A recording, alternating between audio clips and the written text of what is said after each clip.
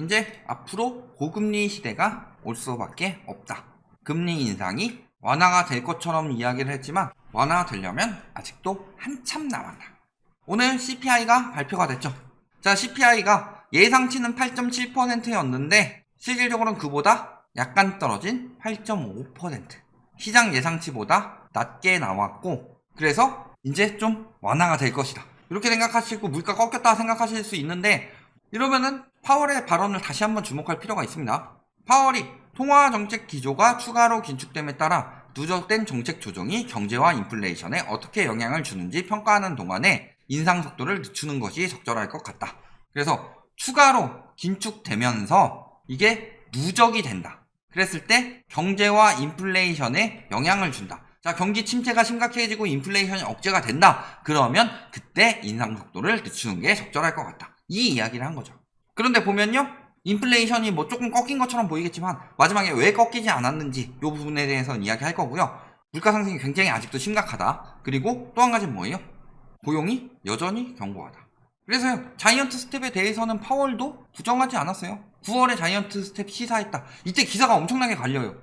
어디서는 9월에 빅스텝 한다고 하고 어디선 자이언트 스텝 한다고 그러죠. 이거 다 확정된 건 없었죠. 다만 앞으로 경제 상황이 어떻게 흘러가는지를 봐야 되는데, 인플레이션 작은 거예요. 8.5%는 아직도 한참 더 잡아야 됩니다. 이제 기저효과로 나오는 착시 현상일 뿐이다. 그러면서 자이언트 스텝 가능성은 계속 높아지고 있죠. 고용이 견고하기 때문에. 경제와 인플레이션을 본다고 그랬는데 경제는 아직 튼튼하고 인플레이션은 아직 잡아야 돼요. 그럼 어떻게 하겠어요? 조금 상승폭 꺾였다고 인플레이션을 완화해야 된다. 그렇게 생각할까요? 거기다 문제는요, 자이언트 스텝 가능성은 높아지는데 지금 보면은 금리가 역전이 됐죠? 그럼 미국에서 9월에 자이언트 스텝을 하게 되면은 기준금리는 3.25까지 올라간다. 근데 우리나라에서 8월에 금리 인상을 해요? 8월에 금리 인상을 하고 그 다음 금리 인상은 10월이죠. 금통위 회의가 이렇게 잡혀 있으니까. 그런데 여기서 베이비 스텝을 밟아봐라. 근데 문제는요, 8월부터 10월까지는 9월 한 달을 건너뛰죠. 그때 자금 유출이 심각해요. 그럼 그 다음에 뭐 해야 돼요? 자이언트 스텝에서 따라잡아야 되죠. 결정난 건 없으니까. 그런데 갑자기 자이언트 스텝 하면은 우리나라는 가계부채가 크기 때문에 타격이 크게 들어오죠.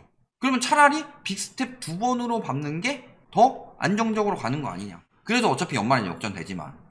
그래서 빅스텝 가능성도 높아지고 있죠. 치솟는 물가, 그리고 자이언트 스텝 가시화. 그래서 빅스텝 가능성이 높아지고 있다. 이번에 8월 2일에 물가지표 발표되기 전에 8월 1일에 이창용 총재가 베이비 스텝 이야기를 했다. 우리나라는 베이비 스텝을 밟을 것이다. 이런 기사들이 판을 쳤는데요. 하는 총재가 기준금리를 결정하는 사람이냐? 물론 결정권은 어느 정도 있겠죠. 다른 사람들보다 크겠지만 금통위 회의를 통해서 결정이 되는 거죠. 파월이 금리를 마음대로 가지고 놀 수 있느냐? 아니죠. 연준 회의를 통해서 하는 거죠. 우리나라도 금통위 회의를 통해서 하는 겁니다. 그런데 한국은행 총재는 기준금리를 베이비 스텝으로 인상하는 것이 바람직하다. 바람직하다는 것이 할 수 있는 상황이냐 아니냐는 봐야 되죠. 그런데 금통위 위원들 의사록을 보면 어때요? 5명 중에서 4명이 추가 금리 인상이 필요하다고 밝혔고 빅스텝이 필요하다는 입장을 많이 밝혔다. 혼자서 결정하면 큰일 나요.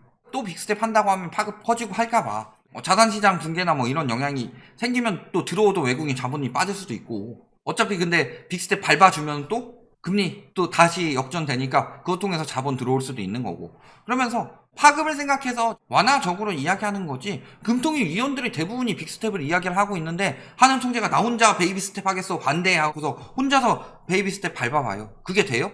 그럴 거면 금통위는 왜 있어요? 그런데 금통위 의사록은 이야기하지 않고 맨날 이야기하는 건 이창용 총재가 빅스텝 가능성을 이야기 안 한 것도 아닌데 저번이랑 똑같죠? 예전에도 그랬어요. 근데 빅스텝은 결국 한번 밟았죠. 상황에 따라서 밟을 수도 있다 라고 이야기를 했죠.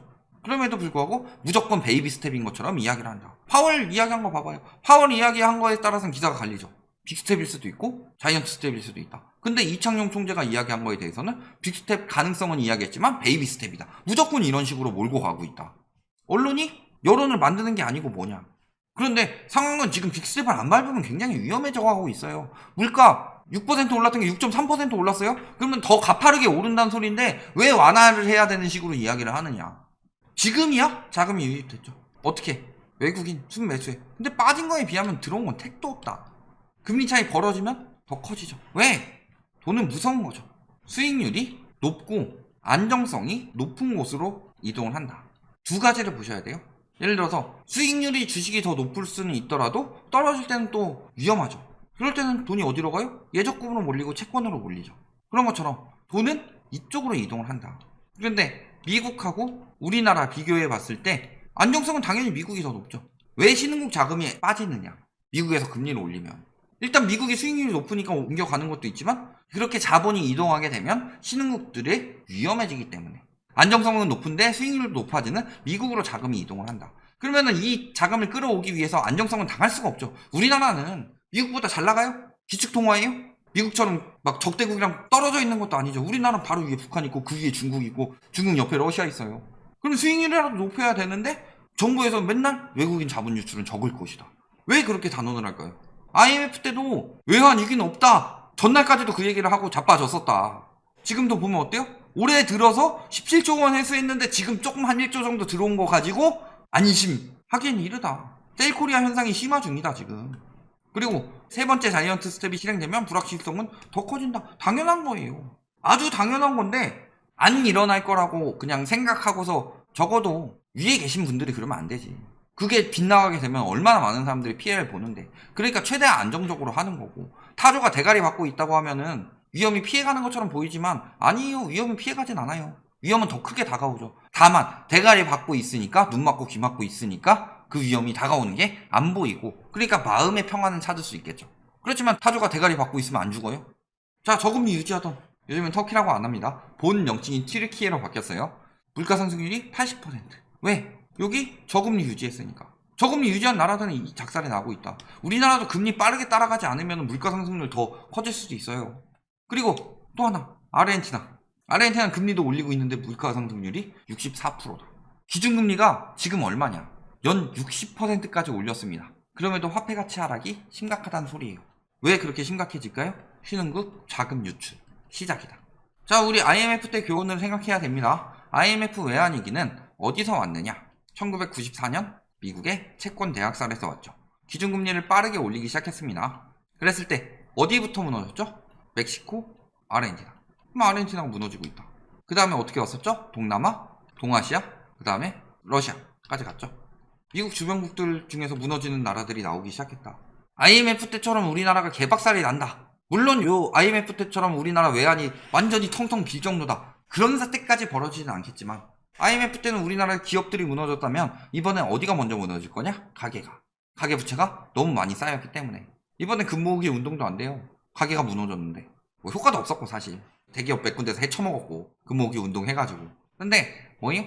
번진다는 거예요. 신흥국들이 무너지면 무너질수록 영향이 크다는 거죠. 그런데 몇몇 신흥국들이 무너지고 있다. 우리나라는 자금이 안 빠져나갈 거라고 안심할 단계냐? 우리나라 부동산 가격 폭등하는 거예요. 심리 때문이었죠. 공포수요들 몰렸으니까. 근데 이번에 세계적으로 공포수요들이 미국으로 돈을 빼간다. 외환위기 때 왜 그렇게 됐었죠? 공포수요들의 자금이 미국으로 몰렸어요. 신흥국에서 빼서. 그래서 터진 게 IMF 외환위기였다. 지금 공포수요들이 나타나고 있죠. 이게 우리나라에 영향이 없을 것이다? 우리나라가 그나마 그래도 금리를 선제적으로 올리기 시작해서 어느 정도 대응이 된 거지. 차이 계속 벌어지면은 그런 일 안 일어날 것 같아요? 물론 아르헨티나처럼 물가가 폭등하진 않겠죠. 하지만 그렇다고 해서 타격이 없느냐? 외환이 안 빠져나가느냐? 외환이 더 빠져나가서 환율이 더 올라가게 되면 어떻게 돼요? 둘 중에 하나예요. 정부에서 달러 풀어가지고 환율을 안정시킨다. 그러면 외환 보유액은 어차피 줄어들죠? 일시적인 현상이고 그런 식으로 스무닝 인플레이션 해봤자 일시적이고 환율은 나중에 더 올라갈 수밖에 없다. 반대로 돈 안 풀고 외환 보유액 정부에서 억제를 한다. 그런데 달러 가치는 계속 올라가요. 환율이 올라가요. 무역 수준이 계속 빠질 수밖에 없어요. 우리나라도 수입을 많이 해야 되는 나라이기 때문에. 지금 유로존도 영국도 빅스텝을 밟고 있습니다. 망하지 않기 위해서 빅스텝을 밟는 거예요. 유럽은 경기가 좋아요 지금? 버틸 수 있는 나라도 있겠죠, 독일같이? 그런데 예전에 무너졌던 나라들 얼마나 회복했어요? 피그스? 경기 되게 안 좋아요. 빅스텝 밟아가지고 경기 더 안 좋다고 그럴 거예요. 그래도 올리는 거예요. 왜? 못 따라가면 망하니까. 그런데 우리나라는 천천히 해도 된다. 이창용 총재가 8월 1일에 베이비 스텝 바람직 이 이야기를 했죠. 그리고 8월 2일에 6.3%가 나왔어요. 그리고 그 뒤에 아직 이야기한 거 없는데 이 결과에 대해서 이야기 나온 게 없음에도 불구하고 유력이다. 계속 이런 식으로 이야기를 하고 있는데 이번에 미국에서 자이언트 스텝 밟을 확률이 높아지면 과연 유력할까요? 자, 거기다가 미국 소비자 물가지수를 봅시다. 자, 소비자 물가 지수에 따라서 왜 기저효과냐 라는 말이 나오는 게, 자, 이게 8.5%죠. 이게 몇 월이에요? 7월이죠. 그러면 그 전에 7월에 어땠냐? 작년 7월에 5.4% 올랐고요. 전반적으로 봤을 때 이만큼 올라간 상황에서 이만큼 또 올라간 거예요. 그러면 아직 물가가 꺾였다고 볼 수가 없죠. 기저효과다. 거기다 7월 물가 낮아져도 연준은 기뻐하지 않는다. 이게 발표 전에 나왔어요? 왜? 뭐 8.7%라고 했는데 8%가 넘는 물가 상승률은 연준에 별 도움이 안 되는 위안이다. 물가가 지속적으로 둔화할 것이라고 연준이 편하게 말하려면 근원 물가 상승률이 광범위하게 낮아져야 하는데 근원 물가 상승률은 오히려 높아질 것으로 봤고 그 결과가 그대로 이루어졌다. 경기 침체로 덜 올릴 명분이라도 만들어야 되는데 경기 침체 역시 어떻다? 안 된다. 고용지표는 매우 양호하게 나왔다. 자, 결론. 미국 9월 자이언트 스텝은 거의 기정사실화 되어가고 있습니다. 이런 상황에서 유럽이나 영국 이런 주요국들 역시 지금 빨리 금리를 올려서 발맞춰 가려고 하고 있고, 그런 상황에서 따라가지 못하는 나라들은 지금 물가 폭등 현상을 겪고 있다. 우리나라는 지금까진 발맞췄는데 오히려 이주열 총재 때는 선제적 금리 인상해가면서 발맞춰 가고 올해 빅스텝도 밟고 따라가고 있는데 갑자기 여기서 긴축 완화를 해야 되는 것처럼 여론을 만들고 있는데 완화 잘못했다가는 이렇게 될 수도 있습니다. 한미 금리 역전 얼마 안 됐고 우리나라도 8월에 금리 인상으로 금방 따라갈 수 있다는 심리 때문에 지금 되고 있는데 8월에 금리 인상을 베이비 스텝 밟아가지고 9월에 미국이 베이비 스텝만 해도 금리 역전이 다시 되는 상황이 나온다 라고 하면 우리나라에 돈이 들어오겠어요? 그리고 우리나라는 9월에 금통위 회의가 없다. 그래서 그때 외국인 자본 빠져나가면 방법이 없더라. 그러면은 우리나라 역시도 긴축 강화해야 되는 상황이다. 물론 강화를 못할 수 있습니다. 정부 압박이 너무 심해서. 근데 강화를 해야 되는 상황인데 강화를 못한다. 그러면은 물가 상승률 더 지속돼서 나중에 더 금리를 올려야 되는 상황이 오는 거고, 긴축이 강화된다고 하면은 지금 상황에서 고금리 시대로 갈 수밖에 없는 거다. 이 부분을 판단해 봤을 때 금리가 빨리 떨어질 것이다. 고금리 얼마 안 될 것이다. 말 같지도 않은 소리 하지 말아라. 미국에서 유동성 푼 거 아직 회수도 안 됐고 유동성 문제로 인한 경기 침체가 터졌는데 유동성으로 그걸 극복하겠다고 생각하는 것 자체가 본인의 지능 지수를 증명해 주는 이야기밖에 되지 않는다. 여기까지 말씀드리겠습니다.